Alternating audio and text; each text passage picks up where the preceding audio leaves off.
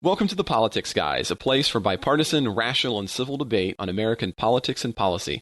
I'm Trey Orndorff, a political scientist at Oklahoma Christian University, and I'm coming from Oklahoma City for the first time.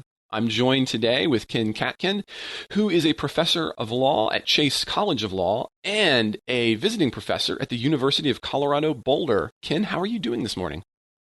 Good. How are you, Trey? I'm doing real well. As we were kind of talking about before the show, this is going to be our first here being produced in Oklahoma City. So it's weird. I've moved. I'm no longer in Florida. I'm here in Oklahoma, in the midst of Oklahoma City, which is fascinating. So it's been a lot of fun. And obviously, you've got a big move going on at the same time as well. Yeah, I haven't started it yet, but within the next week or two, I'll be moving out to Boulder, Colorado, to be a visiting professor at University of Colorado. So now, are you going to drive or fly out there? Oh, I will drive because I'll need my car out there. Oh, so you very well might drive right by me because you have to either come through here or Kansas. There's not many options. Yeah, I'll probably come through Kansas. But, okay. Well, that's a good choice. Yeah. You don't kind of bypass me. No. But anyway, Ken, we've got some really fascinating things this week that have been going on. I mean, Donald Trump is president, so all you got to do is just watch Twitter and something is going to happen. Yeah. So I think what we're going to start off with this week is, and we've talked a little bit about this on earlier shows, but as we've already talked about, Trump has been shifting the U.S.'s position on global trade. Once, at least rhetorically, the United States would have been the standard bearer for the idea that free trade is best. Trump, on the other hand, has pushed for what he calls, quote, better deals. And to achieve these better deals, he has imposed some major tariffs on countries like China and suggested that it might be time to put tariffs on all Chinese goods. And this has even extended to discussions this week with the EU, although a pin has been put in tariffs with the EU for now. This week, as Trump moved through the Midwest, he defended those trade policies, and his administration has offered the first set of relief programs for those who have been impacted by the tariffs. Trump has actually said this, quote, "This is the time to straighten out the worst trade deals ever made by any country on earth ever in history. These deals were made by people, I don't know if they didn't understand or they didn't care or if they didn't frankly love our country, but we have the worst trade deals ever made in history, but now they're becoming good again." The other side of this tour was a $12 billion aid plan to the farmers hit by tariffs after Donald Trump tweeted, quote, "Tariffs are the greatest. None of this requires congressional approval." So Ken, except for the, him always wanting to say this is the biggest thing on earth history ever, what do you think about kind of the defense of these policies, which is new from what we talked about, and then now the idea that we need to start subsidizing, beginning with farmers here, kind of the negative economic impacts of these tariffs? Yeah, I mean it's it's all been done so clumsily that I don't know that there's anything I could defend here. I mean, we talked last time you and I were on about in principle I think some targeted tariffs could have a place. I'm not 100% free trader like you are, although I lean in the free trade direction. But the thing is here, he's making up, out of whole cloth these supposed problems, and so none of the solutions that he's proposing are really related to any real world problems, and so they're just causing real world problems. I mean, it seems ridiculous to me that we would want to stop our own farmers from selling produce to Europe and to China, and then have them be tax subsidized. I see just no benefit to the United States in any of that. Yeah, I mean, you're right. I'm the free trade guy. Now, I mean, the Trump position seems to be basically is that we can put the squeeze on everybody else, and if we squeeze them hard enough, they're going to do something. I'm not really sure what that something is, but they're going to do something. I suppose that it is true that in a tit for tat tariff war, a country like China can't impose as many tariffs on us as we can impose on them because of the nature of the trade that occurs. So I mean, That seems to at least be a relatively popular position among Democrats. I mean, that was one of the positions that they were in. I mean, do you think this is a place where Trump can maybe steal left voters?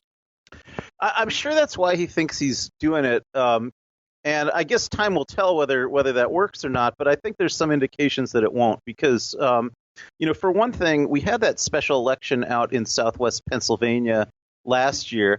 That's an area where a lot of steel jobs were lost, and he specifically put on steel tariffs at that time. Seemingly to pander to voters in that district, and it was an upset district where a Democrat won, Connor Lamb. So it did in a sort of particular controlled experiment where we could see, well, are tariffs that are targeted for one segment of the electorate going to actually move that segment of the electorate in a particular geographic region? I don't think we saw that happening, and I think the other problem here is that he's hypothesizing that that there's going to be some kind of big opening, say, in European markets if he pressures them enough. But I think what's wrong with that picture is that the agreements we already have, say, with the EU, are pretty free trade-ish already. They have some exceptions in both directions for industry to protect industries that are important here and important there. But by and large, there's quite a lot of free trade in those agreements already. So I think there's not that much to actually open up, and so the impact on voters, unless they're attracted purely to the theater of it and not to the reality of it, there shouldn't be, I think, enough benefit to jobs here that it would really move votes, I don't think. Yeah, I mean, I understand. I think in Trump land, the idea is that he can continue to capture states that have been traditionally Democratic by capturing this trade issue. And I'm a little stronger on this one, as you've already noted, than you. I mean, I think these kinds of policies are generally a disaster. I mean, and you don't have to look any further than just a few specific industries. Example, I mean, so for example, take a look at the shoe industry. As listeners might know, right, I'm a runner, so no shock that I might point this one out.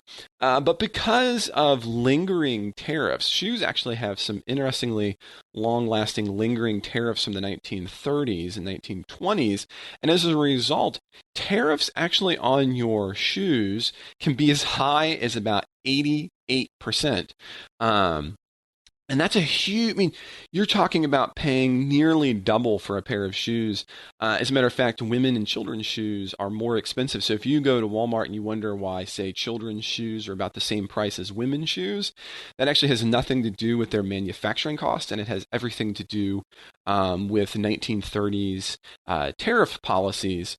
Which is why women's shoes and children's shoes are nearly as expensive as men's. Men's are tariffed at a lower rate, ironically enough, and also depending on the material used. So canvas, ironically, is a higher tariffed, and so in these kinds of ways, we end up having far worse economic deals for the average buyer. But now here's the thing, Ken, and we've talked about this on the show before, and I'm curious to get your perspective on it. Benefits for not having tariffs are generally diffuse, meaning that everybody gets a little bit, right? So my shoes cost a lot less, but it's just one pair of shoes. But the benefits often of tariffs are concentrated, meaning that you have an industry that gets protected. And even if the long term that's bad, it seems positive to those people, maybe in a bigger way than the diffuse good. So do you think that on that front, that makes this a more difficult vote issue to kind of push? Well, that's what I was trying to get at before. Maybe I didn't.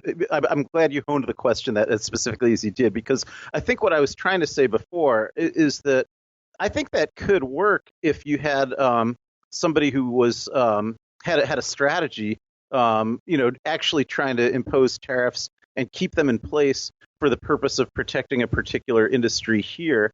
But I think Trump is so flighty. He keeps going back and forth between even what his end game is or what his goal is.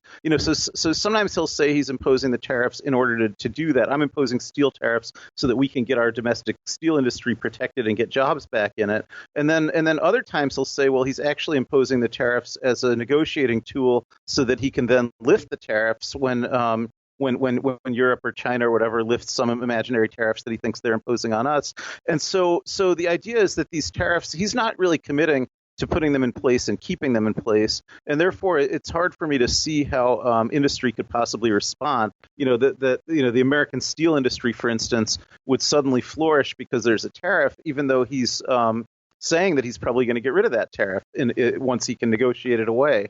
So I think that's the flaw here. I think the theory could work, but the theory is really an anti-free trade theory, whereas Trump is sort of trying to say he's using these tariffs as a strategy for what he sees ultimately as a more free trade endgame, but then that can't accomplish what the tariffs might be accomplishing in the scenario that you proposed. Yeah, as a matter of fact, well, the thing that this reminds me of is import substitution industrialization, right? The idea that you were going to use tariffs temporarily to establish industry, and then you could eventually lower the tariffs. But of course, the problem with that, as India experienced, was that as soon as the tariffs go away, then the seemingly industrialized companies end up still falling pressure to market forces. And so on that front, I think we have complete agreement. So if you're going to have tariffs, they're going to have to stay there, or these industries like steel are not going to remain. And so he probably doesn't even have a clue about history, despite him always chatting about being the biggest thing in history. But it really seems like the continuation of the failed ISI policies that happened in the developing world. Yeah, that's how I see it too. And of course, steel, didn't respond. I mean, so there are some steel tariffs now, but you're not seeing like huge amounts of new domestic production of steel because people expect that this whole thing is just temporary. And voters didn't respond either. That's why I really specifically pointed out that Southeast Pennsylvania district. That if any voters were going to respond to that, that's where I think you would have expected to see that. But really, people can't take it that seriously. Yeah. Well, as I think we've kind of hashed that one, but I think that there's a related issue that is kind of still foreign policy, but instead of trade, we've got the other side. We've got war, because on Monday of this week, Donald Trump tweeted about military action against Iran. The all-cap tweet, yes, all-cap tweet from the president read, quote, "Never, ever threaten the United States again, or you will suffer consequences the likes of which few throughout history have ever suffered before. Be cautious." So again, this common theme of it's always throughout history. The threat came after the Iranian president said last Sunday that war with Iran would be, quote, "the mother of all wars," end quote. The Iranian foreign minister tweeted in response to Trump, "Unimpressed." So is this even a big, I mean, this was a big news item through the cycle. Is it really a big news item, Ken? Or do you think this is just another topic change for the president as he was facing criticism from Russia? Yeah, I mean, I think both that it's just, he thinks belligerence sells with his base, so he's always looking for ways to be belligerent. But also, I actually do look at this a little bit through the lens of, as you know, I basically view all of Trump's foreign policy moves and initiatives as being dictated by Putin, and I think this is just another. Here's a state that's a Russian client state, Iran, and I think the idea that basically. Putin would say to Trump, "Well, you should be belligerent with them," and then Putin would say to Iran, "You should just be extremely dismissive of Trump." It's sort of it just wreaks havoc in America. I think it creates domestic dissension. It somewhat weakens America's role in the world. And I look at all of these things as being dictated by Moscow. So I look at this as just another one of those.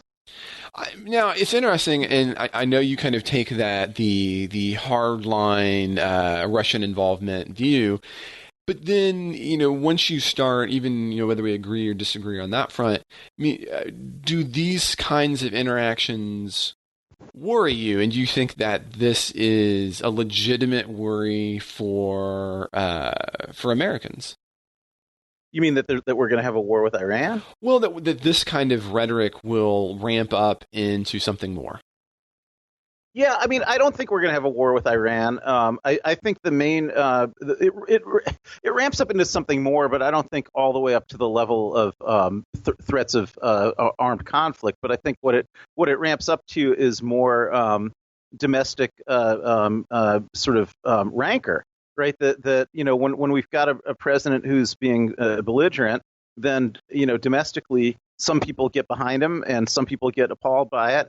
And on the international scene, it causes problems, say, with our relationships with our allies, our European and Canadian friends, as I would still call them, friends. And, they don't like this kind of thing. And so I think those are the kind of problems that it causes more than a real threat of armed conflict with Iran. Well, the thing that's kind of interesting to me is it seems that whether it's planned or if it's just kind of the random pushing out against all directions. I mean, we have not even been through an entire year yet. And in this year, how many different countries have we been belligerent with? Right. And I guess when I work, so when I talk about that ramping up, I'm with you. I don't suddenly see us launching nuclear missiles at Iran or anything, which is obviously the all caps threat that I think the president is, trying to quote unquote hint at. But what I do worry is that when you continue to have when you continue to have this kind of level of confrontation, just kind of helter skelter at the dartboard, that you could have something unfortunate happen unintentionally. And so I see this as being a continuation of this kind of foreign policy where we just kind of randomly punch out into the night every time there's a domestic issue as a way to hope, I think at the White House hopes, will deflect from legitimate criticisms of the administration. And one of these times, this kind of random punch might result in something more than, a foreign minister tweeting back like a 13-year-old girl unimpressed. Yeah, I mean, I 100% agree with that. But the only thing I sort of add to that, where I think that you probably aren't prepared to go as far as I am, is that I think that part of this is that it's intentionally designed to make our own allies lose confidence in us, and that design is Putin's design. I think that's part of it. But I also agree with all the parts of it that you just said. You have an additional addendum, basically. Yeah. Yeah, I mean, I understand. As a matter of fact, I am not opposed to the position. So I know this is something that where Jay and I, for instance, have a level of separation. I think it's clear that Russia was interested and actively involved in pushing a kind of a Trump position. And I think that there is a significant amount of evidence to suggest that that was probable, not even just possible, but probable. But I don't quite see the evidence yet to suggest that Russia quite has that level of connection to the White House, that kind of almost a cabinet level position, I think is kind of. Well, they have a lot of connections to a lot of people that are close to the president. And another way I would say I think about this is, let's just imagine that we're both agnostic about that. We don't know whether there's such a connection or not. But now try to think about if Russia could orchestrate, just hypothetically, if Russia could orchestrate how they would like the U.S. and Iran to be interacting with each other right now, what would that look like? That's actually a difficult question. I'm not sure. I think it would look like what we're seeing. A lot of phony belligerence that has the U.S. issuing a lot of baseless threats and Iran kind of just being very dismissive and kind of making the U.S. appear smaller and more belligerent because of that. I think that's exactly the way Putin would like the U.S. to be presenting itself in the world right now, and the way even Russia would like Iran to be presenting itself in the world right now as the more mature, unflappable kind of victim who's being picked on by a bully. I think the optics of this sort of play very much into Russian interests. So that's not a proof that they're behind it, but it seems like there's a lot of situations where Trump says something in the international relations sphere, and it ends up looking a lot like what Russia would want. Yeah, and now I'm not going to try to push back on that. I recognize and I agree that the deterioration of American leadership in the world is a boon from Russia. But I guess where I would have a little bit of a push is to say that I think when you have a president such as Trump, whose very seemingly every international move has been a catastrophe. Yeah. yeah, I think I'm just going to go on a limb and say a catastrophe. That will always be to the benefit to other countries like Russia, and so it becomes difficult then to kind of pull out what would be potentially the false positive, because you could equally suggest that a disaster, a continually disastrous foreign policy of the United States is of course always to the benefit of other countries, in this case specifically Russia. Yeah, yeah. I'm also adding to that all the evidence of actual linkages between people in the Trump administration and Russia, and Trump himself and his odd, even recently and even under so much scrutiny, insisting to be left alone in a room with his controller Vladimir Putin for a couple hours there. It's odd, and so it could just be that Trump's instincts correlate with Russian interests, even without his strings being pulled. But there is a lot of circumstantial evidence of contacts and connections and linkages that would suggest that his strings are being pulled. Well, on that topic, because I think this is kind of a fascinating go as we kind of talk about the back room of Trump, the other big issue this week. Now, again, obviously, this isn't specifically with Russia, although there is some other potential ties here. The Michael Cohen has seemingly kind of switched sides this week and released an audio recording of a private conversation between himself and the president. The tape, made in September 2016, discusses a payout to a quote-unquote David for Stormy Daniels. And it means that Trump knew about this payment in advance, and it might mean more legally speaking, but I'm going to leave some of that to you, Ken. Although obviously alone this isn't enough to be a prosecution, it does appear to be part of the drip of this issue for Trump. What do you think about this development with the Cohen tape? It's a big question. I have been thinking about a lot, and there's a lot of different angles to look at this from. One is Cohen didn't exactly leak the tape because he did have Trump's permission to disclose the tape, right? So that I've been just having a real difficult time figuring out why Trump thought it was in his interest to have Cohen disclose this tape. It doesn't seem to me like it's in Trump's interest, and I don't know why Trump would have consented to that. But he did, and I don't have a theory for that. Do you have a theory for that? No, it is fascinating. I mean, it seems to be. I mean, if you take Giuliani at his word, basically, it seems to be that the position is that by Trump knew but didn't know enough to be culpable, seems to be the best. Yeah. But that's a bizarre position to take. As a matter of fact, having once upon a time worked in a prosecutor's office, I can say that there are really no circumstances when, if you're on the defense, that you ever want your client to have a recording in any setting whatsoever. I mean, even if it's a positive thing, generally speaking, a audio recording never goes well for the defense. Right. And so I'm with you. I don't understand. Yeah. I mean, if I was, again, I'm not, I don't have my law degree, but I've done a lot of work there. If I was suddenly somebody's lawyer, I don't care what it was you were talking about in the tape. I don't want a prosecutor to have that. Yeah, I mean, for one thing, it was outrageous misconduct of Cohen to record conversations with his own client without telling the client. That's outrageous misconduct.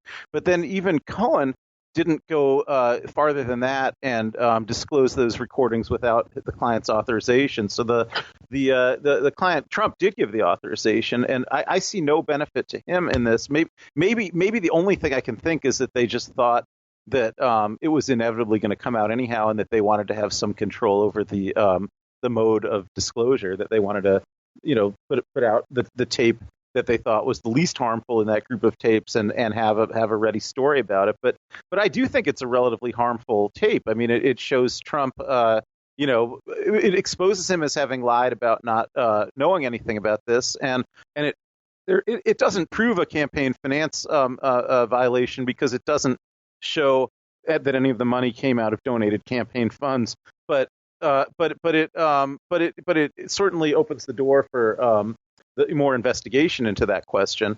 So I don't know why Trump wanted it released. I think, one thing I thought was interesting about listening to the tape itself is that Which admittedly Trump, is not an easy. It's not. If listeners haven't heard it yet, it's a difficult tape to decipher. I mean, parts of it are very difficult to hear. So there's a lot of yeah, questions. There's still questions being asked about the tapes to start. But oh continue. yeah, about which David it was and things like that. Yep. Yeah, there's a lot of ambiguities. But the one thing I would say is it showed Trump very clearly, in control of the situation, right? That he's wanting to know everything that's going on, and he's wanting to sign off on everything that's going to be done, and he's ultimately making the decisions. And that, I think, does come through on the tape. Even though there's some ambiguities about what those decisions were and who was being dealt with and how they were being dealt with.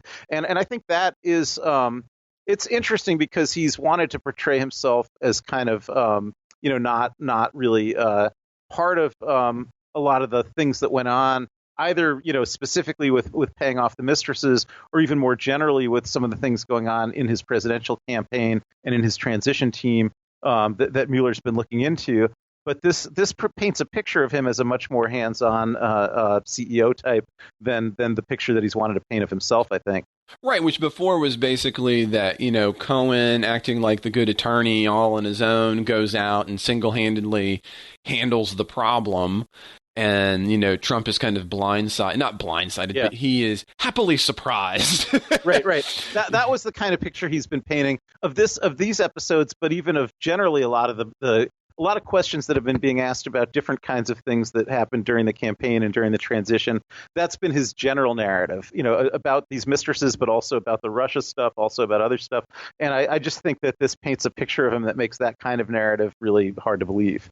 Now, still on this topic, and you had mentioned this a minute ago, but there is question about who the David is in this case, and there seems to be reason to suspect that it could be the head, basically, of the company that owns the.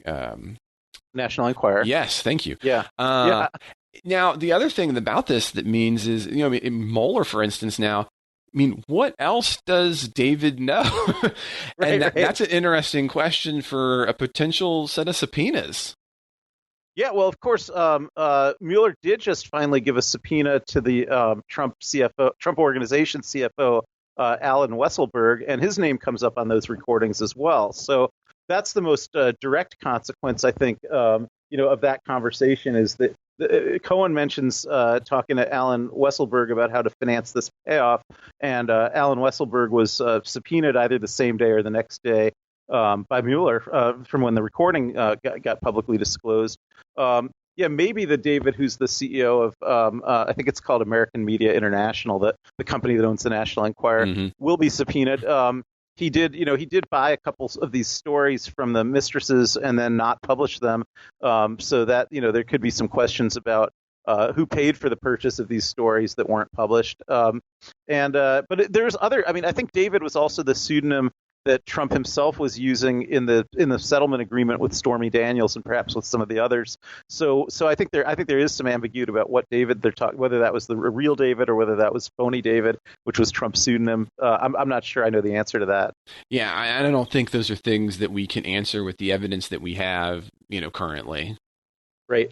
Yeah. So there's definitely ambiguities, but I think the one thing I found unambiguous about it was just the amount of control that Trump had over everything going on. He was fully informed. He was making decisions, and I think that suggests that that's kind of the way he runs his operation. And so a lot of his attempts to distance himself seem to me to be undermined by this tape. And it will be interesting to see if more, do more tapes come out? Is this the end of it? I mean, was the idea that you kind of make a tiny, a moderate splash instead of a bigger splash? So this will be something that's fascinating to continue to look at, as we move forward. Yeah, I mean, it's I don't know how they would come out. Because I think they are protected by attorney-client privilege, and if Mueller tries to subpoena them, I don't think he's entitled to them. This was a weird case where Trump, I mean, I guess Mueller already has them. He served a search warrant and physically collected the tapes, but I don't know how he can bring them out in a trial or anything like that because Trump would make an objection and say, these were confidential conversations with my attorney related to his representation of me. And that's protected by the attorney-client privilege, and it should be. and even this one, I think is, but he apparently Trump himself, I should say, just waived the privilege and allowed this one tape to be disclosed. But now you do bring an interesting point up, and I hadn't even thought about this. I mean, he would have those tapes, and so even if you can't use them, it wouldn't mean that maybe, for example, other tapes put in perspective who David is, or so it could be the case that the wider range of tapes offers Mueller a picture that we're not able to see that advances his investigation in some way that we can't even understand. Yeah, I mean, he may be listening to these tapes. They say there's more than 100 of them, and that he has them. That was from that warrant that was served on Cohen's law office, and also on the warehouse where one of the Trump employees voluntarily allowed FBI agents to search. So Mueller has a lot of these tapes, but even if the warrants were valid, it would be difficult, if not impossible, I think, to get the tapes admitted into evidence because of the attorney-client privilege. So the public may never know what's in the rest of them. Yeah. Well, on a very different note, we want to chat a little bit about something that does not involve Trump. Okay. And that is this week we had some really big economic news, although it was easy to miss some of that because it was coming here at the end of the week. And economics hasn't been a big deal. Although I will say, we're not going to talk about this today, but the other economic news is there appears to be some slowdowns in the housing market. And I think that that's going to be a story that we'll be tackling in the future if some of those indicators move that way. But this week, what we want to talk about is that Facebook, Netflix, Twitter, and Intel all had some big negative investor indicators leading to some big stock falls. And the worst of these, of course, was Facebook's 19% crash, the largest ever for a company in one day, and I'm going to sound like Trump, in history, losing $119 billion in market capitalization and slashing, at least on paper, Mark Zuckerberg's net wealth. So why the extra interest in Facebook? Well, some of this is probably due to the result that there have been some signs that for investors that user growth is slowing in the wake of the security scandals, including the Cambridge Analytica. And there is also some deep investor concerns with the EU's new privacy laws. But of course, keep in mind, just a little historical data here, Facebook is still up on the year overall. It's just down to the levels last seen of May of this year, but that's still a huge drop on this call. So Ken, do you think this could be some, we've talked a lot on this show about privacy and some of the issues of social media and privacy, specifically what Facebook was doing with data, and kind of our takeaway, both between myself and Jay and others, has been that, well, until users change behavior, we don't expect to see major changes to Facebook. Could this be the beginning of maybe user behavior change? Yeah, I mean, it's really hard to predict the future, especially with relation to the internet, where things are always changing so fast. But that's a possibility. I mean, there's a lot of possibilities. So I suppose the most minimal possibility is just that although 19% drop in one day is a lot, that really, as you said, this only puts it back to the same value that it was at in May. It's still up for the year. And it could just be a correction of what was a kind of a very irrational exuberance that had run up the value a lot just in the past couple months. So that's the most minimal reading. And in that case, it's more of just a speed bump.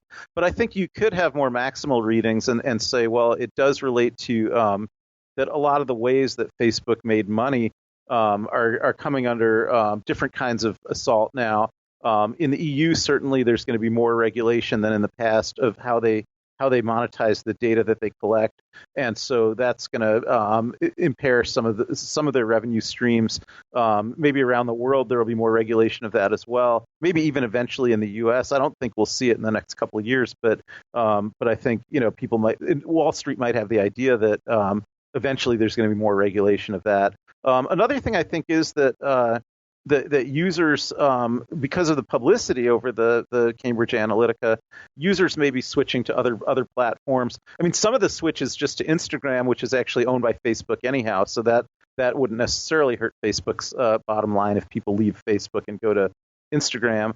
Then the final thing I think, which is more prosaic and just a business thing, is the model they have of where advertisers pay for preferred placements, it may be that the advertisers are getting diminishing returns on that. And I did see in some of the coverage of the Netflix news that that part of the reason that Netflix acquisition growth was lower than they had projected was that their advertising model had been heavily based on Facebook advertising, and that it's just not returning the kind of results that it used to, as more and more advertisers are buying, for that same paid placement on Facebook, that they just get less and less bang for the buck out of that. Yeah, and I'll tell you, you can talk about kind of the minimal versus the maximal. One of the interesting comparisons here is to note that Google, a company that also makes its money on advertising, did not suffer the same kind of downtick, which makes me wonder if this isn't a bit more about, and in my opinion, I think the EU privacy laws from the point of view of investors, because they don't seem that they're going to hit the Googles of the world quite in the same way as the Facebook, where, the entire revenue stream is coming from user data. And so I agree with you. This very well could be a speed bump, but if it was just a speed bump, I would have expected to see Google on that list as well coming down. Yeah, I mean, certainly Facebook is going to have to do a lot more to comply with new regulations, because their practices have been, frankly, a lot shadier than Google's. Mm-hmm. So if you start regulating them more, Google's going to have less work to do to comply with these new regulations than Facebook will. And yeah, so I think that's right. I mean, I think Facebook has more exposure to a changing regulatory environment affecting its business model than Google would. But Facebook wasn't the only internet company that had a bad week this week. You named a few others. Twitter Netflix, and Intel, for Twitter, example. Yeah, exactly. So so I think the evidence could point in either direction there, I think. Yeah.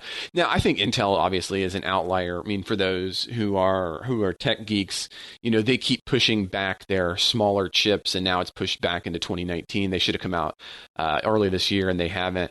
So, in many ways, I know that a lot of like the Bloombergs of the world and the CNBCs are lumping Intel in with this. But anybody who pays a little bit of attention recognizes that I think Intel's in a different realm than, say, the Facebook and the Twitter and the Netflix, which are clearly intertwined with one another.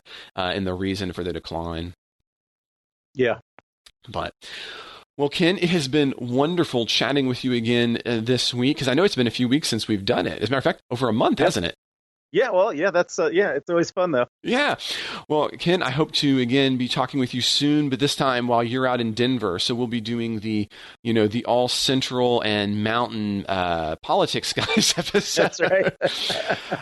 Listeners, we will ask you, though, that if this week, if you could do something phenomenal for us, there are things that you can do to help us that don't cost a penny, and that includes giving us 4-star reviews on iTunes, sharing the Politics Guys with friends, and putting those and blasting that out on social media, even including the ones stealing your information like Facebook. Also, I would like to note that supporters, if you support us, will get a bonus show, which will be coming out at the end of our regular show here. And this week, we're going to be taking on some questions about the Democratic Party's position in upcoming elections and Florida stand your ground laws. So if you are not already a supporter and you would like to listen to that supporters only show, you can head to politicsguys.com/support, or you can head to politicsguys.com and catch us there. If you really like this show, what you can do is you can head to the politicsguys.com, and if you take a look at the top, there is actually a place where you can click and support this show. It is supporters that make this show happen. The ability to have the microphones and to have the software to make this go is not free, and we do that because of you, and we are very grateful for all of our supporters and our listeners, and we hope that if you're just a listener that you'll consider supporting, and if you can't, that you will continue to give us 4-star ratings on iTunes, and you'll continue to pop us up to the top of those hits, which helps us in a variety of other ways. This week's episode is brought to you by Ken Katkin and Trey Orndorff. The Politics Guys is produced by Trey Orndorff, Michael Baranowski, and Jay Carson. This week's episode is produced by Trey Orndorff. We hope you'll join us again next week.